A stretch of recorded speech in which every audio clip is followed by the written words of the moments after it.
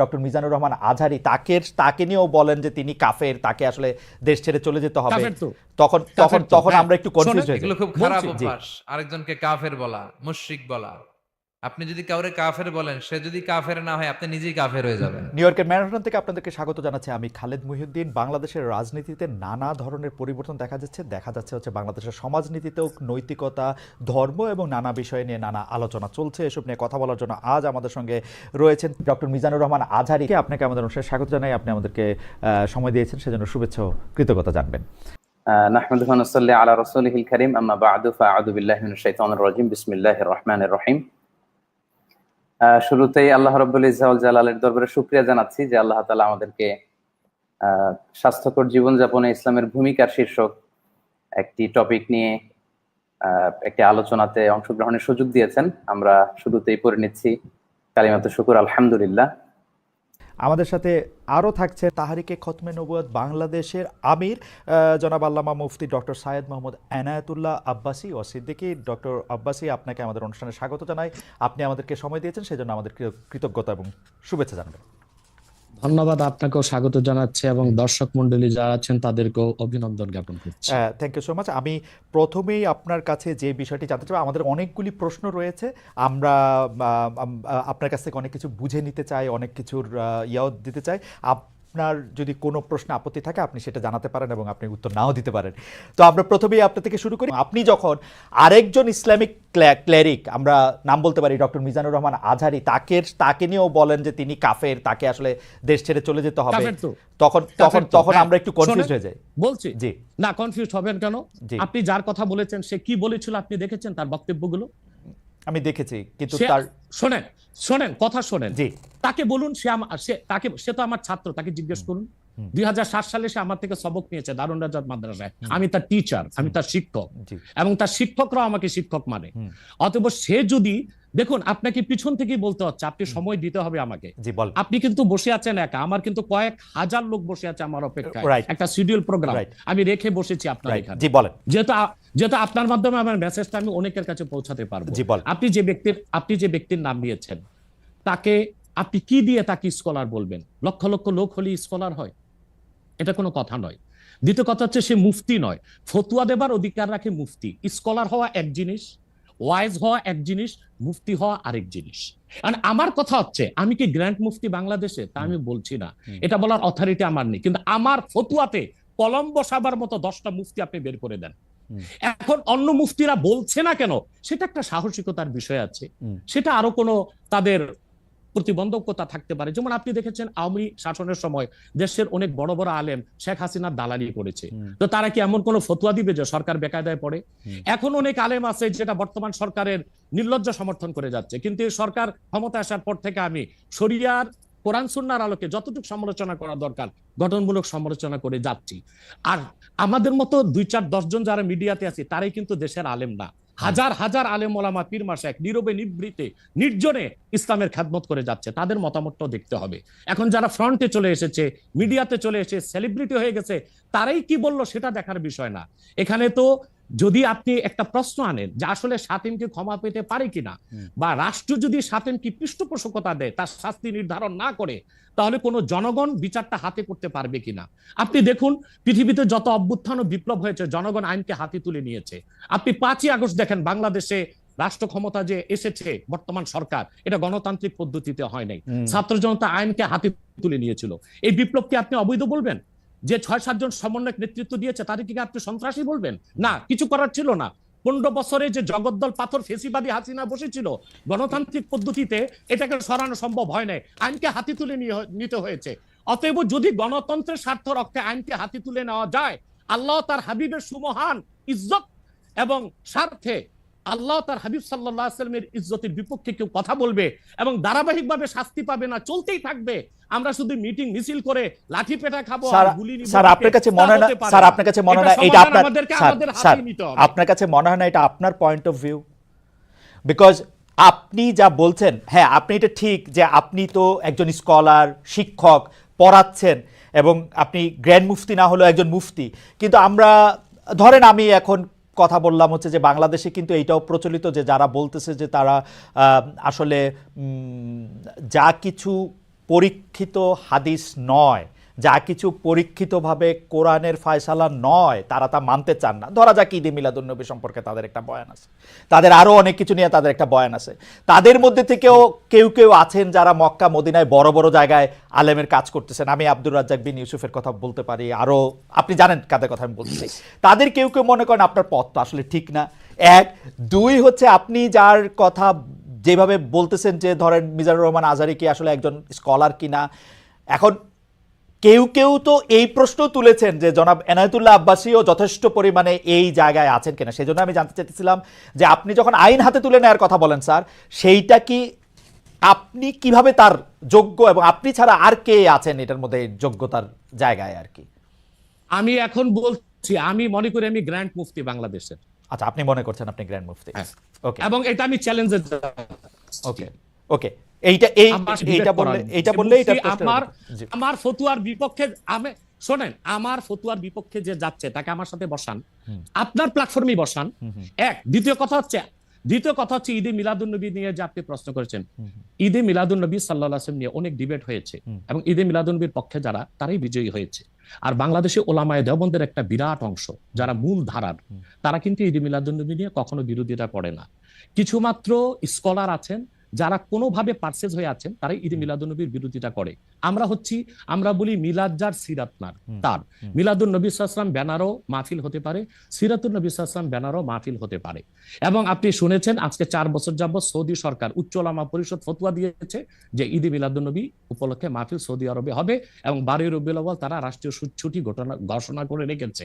এবং বাংলাদেশে বর্তমান সরকারও যথেষ্ট আলেম ওলামা আছেন যারা কওমি ঘরানার এবং দেওবন্দ ঘরানার, যাদেরকে আমরা আহলে হক মনে করে থাকি। এবং আমরা মনে করি জৌনপুর, ফুরফুরা, সারসিনা, আহলে সুন্নাত, আহলে হক একই ধারাতেই চলে আসছে। তারাও কিন্তু ইসলামিক ফাউন্ডেশনের দায়িত্বে আছে এবং তারা কিন্তু এবারও ঈদে মিলাদুন্নবী ব্যানারে প্রোগ্রাম করেছে এবং আমি সেখানে অংশগ্রহণ করেছিলাম একদিন। অতএব বিচ্ছিন্নভাবে কে কি ঈদে মিলাদুন্নবীর বিরোধিতা করলো, আব্দুর রাজ্জাক সাহেবের নাম বলেছেন, ওনাকেই বসান আমার সাথে কথা বলি, সংলাপ হতে তো কোনো দোষ নাই। ওকে, বা আপনি আরো যাদের কথা বলেছেন তাদেরকে বসান আমাদের সাথে। আচ্ছা, আমার এখানে একটা সম্পূরক জাস্ট প্রশ্ন আছে আইনের ব্যাপারে। যেহেতু তেহরিকে খতমে নবুয়তের শাখা যুক্তরাজ্যেও আছে, এখানেও আছে, আপনি একইভাবে এই কথা বা ভারতের পশ্চিমবঙ্গের কথা বলেছেন, এইখানে যেটা বলছেন সেটা কি যুক্তরাজ্য এবং ভারতের পশ্চিমবঙ্গের জন্য প্রযোজ্য? যুক্তরাজ্যেও যদি কেউ এই ধরনের কথা বলে তাকেও কি আপনি এরকম একটা কথা বলবেন বা বলতে পারবেন? জি জি বলবো। আমি যুক্তরাজ্যে যে সাফার করে এসেছি সেটা শোনেন আগে। 2 বছর আগে আমি যুক্তরাজ্যে গিয়েছিলাম। আমার 7টা প্রোগ্রাম ছিল। 4টা প্রোগ্রাম করতে পেরেছি, 3টা প্রোগ্রাম আমি করতে পারিনি। এবং সেখানে আমার বিরোধিতা করেছিল নাইজেল ফারাজ। আপনি জানেন তাকে, সিএনএন নিউজ প্রেজেন্টার, এবং সে ব্রেক্সিট আন্দোলনের হোতা ছিল এবং সে ব্রিটিশ পার্লামেন্টে মেম্বার ছিল। আমার যেদিন সেন্ট্রাল লন্ডনে প্রোগ্রাম ছিল, নাইজেল ফারাজ লং মার্চের ঘোষণা দিয়েছিল এবং আমি সেখানে যেতে পারি নাই। কেন? নাইজেল ফারাজ 23টা প্রতিবেদন করেছিল আমার বিপক্ষে। তার মধ্যে উল্লেখযোগ্য ছিল যে আমি মুরতাদের শাস্তি মৃত্যুদণ্ড চাই। বাট ব্রিটিশ পুলিশ আমাকে অ্যারেস্ট করেনি এবং ব্রিটিশ পুলিশ আমাকে শুধু প্রোগ্রাম করতে দেয়নি সহিংসতা বেশের জন্য। কিন্তু আমি রানীকে গালি দিয়েছি, সেটাও সেখানে তুলে ধরা হয়েছে। আমি রানীকে গালি দেওয়া যায় ইংল্যান্ডে? মুরতাদের শাস্তি মৃত্যুদণ্ড চেয়েছি, সেইটা 23টা প্রতিবেদন করে আমার এই বক্তব্য ফতোয়াগুলো সেখানে লন্ডনে দেখানো হয়েছে। আমি বাংলাদেশে যে চরিত্র, লন্ডনে সেই চরিত্র, পশ্চিম বাংলায় সেই চরিত্র।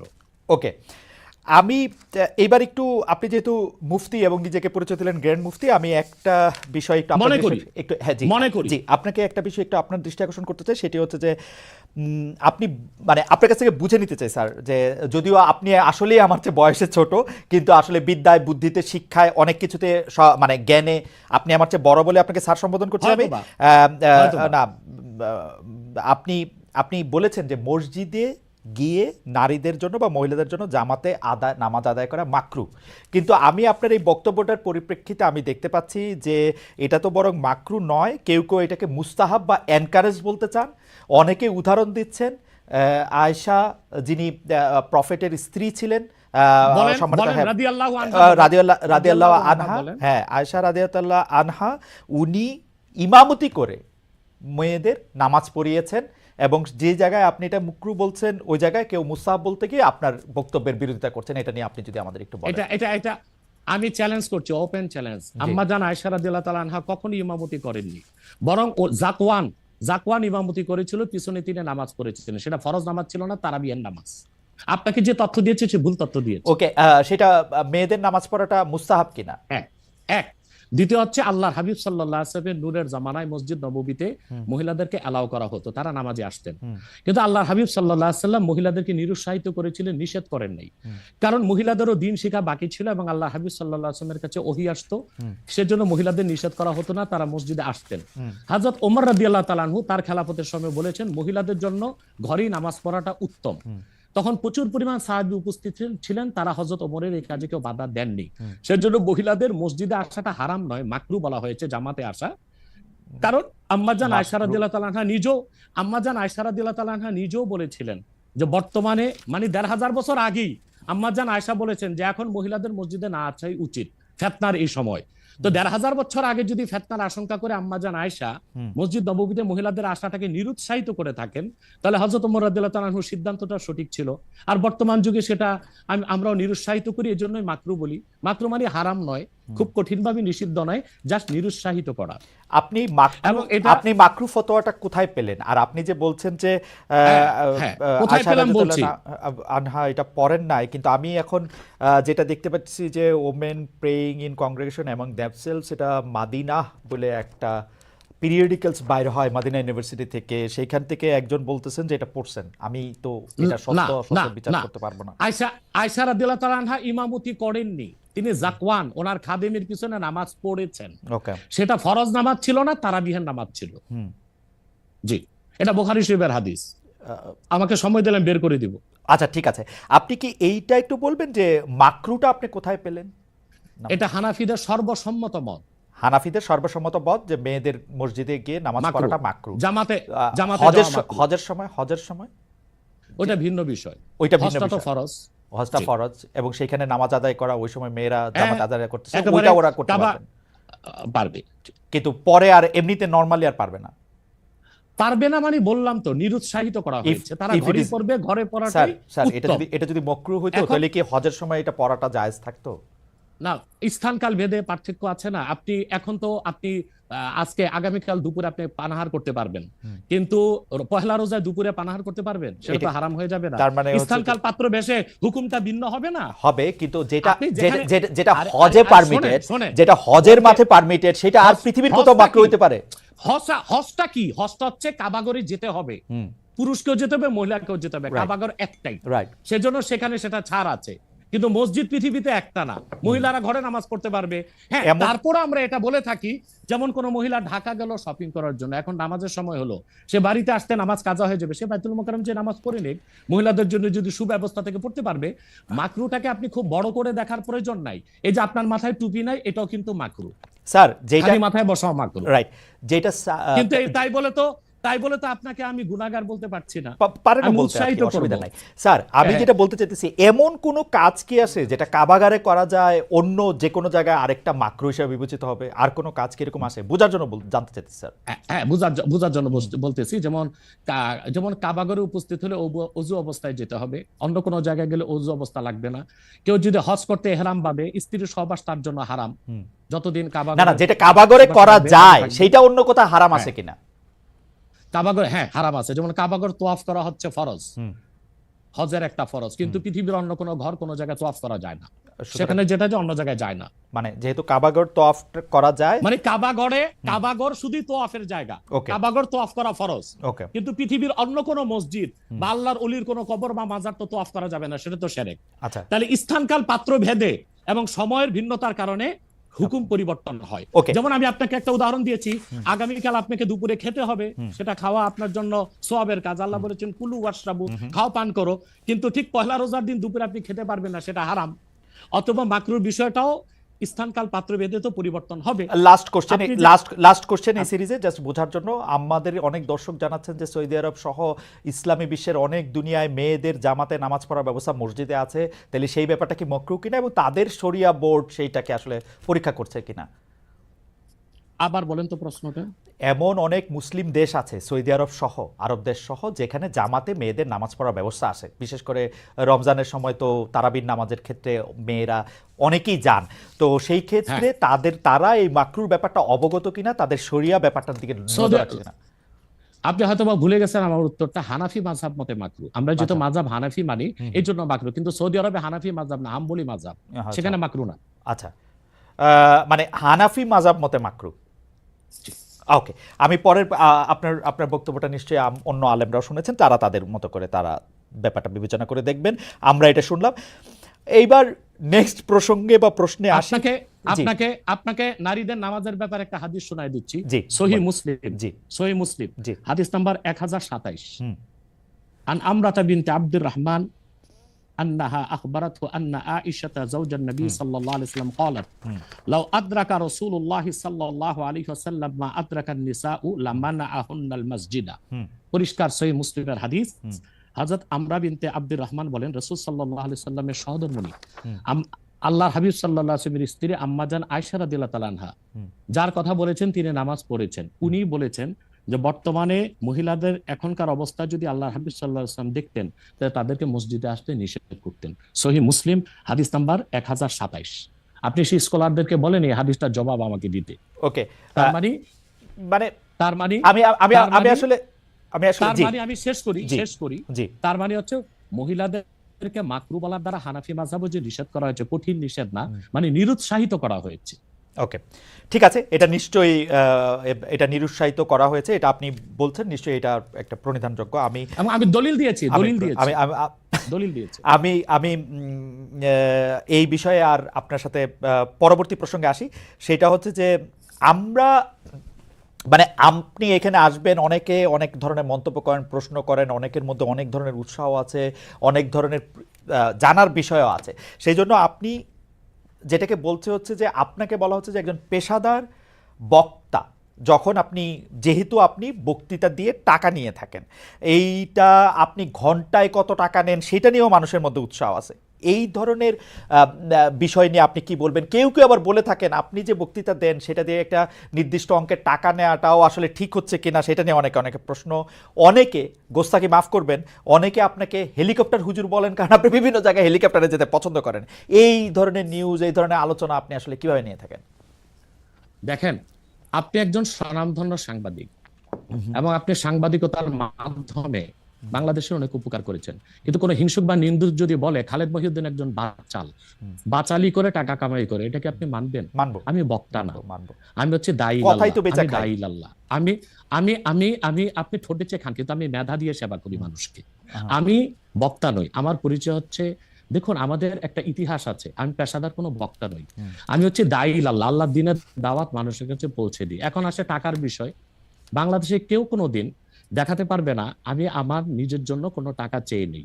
যদি আমি কোনো প্রোগ্রামে কন্ট্যাক্ট করে টাকা নিতাম তো সর্বনিম্ন 3 লাখ টাকা রেট রাখতাম, কিন্তু কখনো কখনো আমাকে তারা খুশি হয়ে যাবে সেটা আমি নিয়ে থাকি। দ্বিতীয় হচ্ছে হেলিকপ্টার প্রসঙ্গ, এটা হচ্ছে আমার অত্যন্ত প্রয়োজন। হেলিকপ্টারটা আমার চেয়ে বেশি বাংলাদেশে শেখ হাসিনাও ব্যবহার করেন, এটা আমি অহংকার করে বলছি না, আল্লাহ তাআলার শুকরিয়া আদায় করছি। এবং বাংলাদেশে অনেক বক্তা বা স্কলার এক সময় আমার বিরোধিতা করেছে, আমি হেলিকপ্টার কেন চলি, হেলিকপ্টারে কেন যাই। বাংলাদেশে 2014 সাল থেকে ব্যাপকভাবে আমি হেলিকপ্টারে যাচ্ছি। এখন অনেক বক্তা, স্কলার বা স্ক্রু ড্রাইভার যাই বলেন, তারা হেলিকপ্টার ব্যবহার করছে, এখন আর সমস্যা হচ্ছে না। আমারটাই আর কি সমস্যা ছিল। হেলিকপ্টারটা কেন ব্যবহার করি, আপনাকে একটা সহজ উদাহরণ দিচ্ছি। গত পরশুদিন আমার একটা প্রোগ্রাম ছিল মেঘনাতে, দিনে বাদে জোহর, আর রাতে আমার প্রোগ্রাম ছিল রংপুর হারাগাছ, সেটা মিডিয়াতে ব্যাপক প্রচার হয়েছে। পরের দিন আমার প্রোগ্রাম ছিল কালকে লোহাগাড়া, এই চট্টগ্রাম সাতকানিয়ায়। এখন আমি হেলিকপ্টার ব্যবহার না করে দিন ও রাতে 3টা প্রোগ্রাম করা কি আদৌ সম্ভব? না, সম্ভব না। যেখানে আমার বাড়ি আব্বাসী মঞ্জিল থেকে চিটাগাং রোড যেতে 1.5 ঘন্টা লাগে, তা আমি কিভাবে মেঘনার প্রোগ্রামটা দিনে করে রাতে হারাগাছ করে পরের দিন চট্টগ্রাম যাই? আমাকে এটা অনিবার্য কারণে হেলিকপ্টার ব্যবহার করতে হচ্ছে, এবং সেটা জনগণই দেখে। এর জন্য তো আমাকে হেলিকপ্টার হুজুর বলতে পারে না। এখন যে হুজুর নৌকায় চড়ে মাহফিল করতে যায় তাকে কি নৌকা হুজুর বলবেন? বা যিনি প্রাইভেট কারে প্রোগ্রাম করতে যায় তাকে কি বলবেন ট্যাক্সি হুজুর? এগুলো হচ্ছে আমি গাড়িও ব্যবহার করি যখন যেটা লাগে। আমি এখন প্যারাডো ইউজ করতেছি, এটা 3 কোটি টাকা। আমি ভিএট ইউজ করি 8 কোটি টাকা। আমি হেলিকপ্টার ইউজ করি, এটা 14 কোটি টাকা। এখনো আমি নৌকাতেও যাই, যেখানে যেভাবে আমার সুবিধা তখন সেভাবে সেখানে আমি। না, সেটা ঠিকই আছে। আমি কিন্তু মনে করি যে এখন হিংসুক বা নিন্দুকরা কি বললো সেটা তো আপনার মতো শিক্ষিত না মানুষ সেটা না ঠিক আছে, ভাই। না না না না, আমি কিন্তু মনে করি যে আপনাকে যত ব্যস্ত থাকতে হয়, আপনি যদি পথে এর মধ্যে থেকে আপনার দিনের একটা বড় অংশ আপনি ব্যয় করেন, এটা আপনার জন্য এটা আসলে কোনোভাবেই এটা মানে এটা কেউই এটা করবে না। আমার কাছে মনে হয় যে আপনার ব্যস্ততার জায়গা থেকে আপনার এটা করতেই হবে। কিন্তু আমার যে প্রশ্ন ছিল যে আপনি এর জন্য নিজেকে একজন প্রফেশনাল স্পিকার মনে করেন কিনা, আপনি মনে করেন কিনা যে আপনি যে বিভিন্ন জায়গায় বক্তৃতা দিতে যাচ্ছেন এবং আপনার যে একটা অসম্ভব চাহিদা বিভিন্ন জায়গায়, আজকে এখানে কালকে সেখানে সেখানে, সেইটা আপনার আয়ের একটা বড় উৎস কিনা? দেখুন, এটা ছাড়া আমার আয়ের ব্যবস্থা ছিল। আমাদের যে বাংলাদেশে আমাদের যে আধ্যাত্মিক ঘরানার আমরা সন্তান, আপনি জানেন আমাদের বংশের মুরব্বী শাহ কারামত আলী জনপুর রহমতুল্লাহ, তাকে বলা হয় বাংলাদেশের আধ্যাত্মিক জনক। টু নেশন থিওরির ভিত্তিতে দেশ স্বাধীন হয়েছে এবং ডব্লিউ হান্টার তার বইতে উল্লেখ করেছে, এনসাইক্লোপিডিয়া অফ ব্রিটানিকাতে এসেছে, ইসলামিক ফাউন্ডেশন বিশ্বকোষে এসেছে, কারামত আলী জনপুর রহমতুল্লাহর হাতে 2 কোটি লোক মুসলমান হয়েছে। ওনার কারণেই পরবর্তীতে দেশটা স্বাধীন হয়েছে। উনি ইন্তেকাল করেছেন 154 বছর আগে। আমি ওনার সিলসিলায়, ওনার বংশের আমরা জোনপুরি পীর সাহেব বলে খ্যাত। আমি যদি অন্য পীরদের মতো আব্বাসী মঞ্জিলে বসে পিরি মুরিদি করে যেতাম, তাহলে আমার কোটি কোটি টাকা বছরে আসতো। মূলত আমার হচ্ছে দিনের দাওয়াত দেওয়াটাই আমার মূল কাজ। তারপর জনগণ যেটা খুশি হয়ে আমাকে সম্মান করে, সেটা আমার জন্য যথেষ্ট। আপনি কি আব্বাসী, এটা আমার পেশা নয়, Okay. এটা নেশা। আপনি কি আব্বাসী মঞ্জিলে আর জি। এখন বসেন না, মানে ওই সিলসিলা কি আপনি বসি বসি But- বসি বসি, কিন্তু- কিন্তু কিন্তু- মূল হাইলাইটস করা হচ্ছে দাওয়াতের কাজকে। আপনার- আমি দাওয়াতি কাজে ব্যস্ত আপনার থাকি। মূল, আপনি ইচ্ছা করলে হইতেই পারতেন, কারণ আমরা জৌনপুরের পীর সাহেবদের সম্পর্কে আমরা অবগত, তাদের অনেক ফলোয়ার আছে। আরেকটা কথা বলি জি, আপনাকে, জি, আরেকটা কথা বলি। আমি এখনো দিনরাত জেগে আমার ছাত্রদেরকে পড়াই। আমি Okay. বুখারী শরীফ প্রথম খণ্ড আমার ছাত্রদেরকে পড়াই।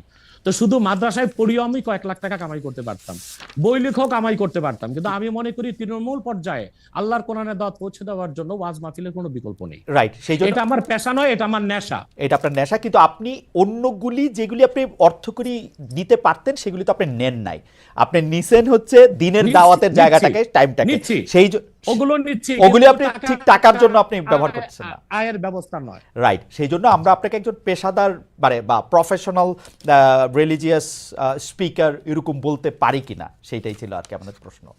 না, পেশাদার আচ্ছা, বলতে পারি না। পেশাদার বলতে পারি না। ওকে।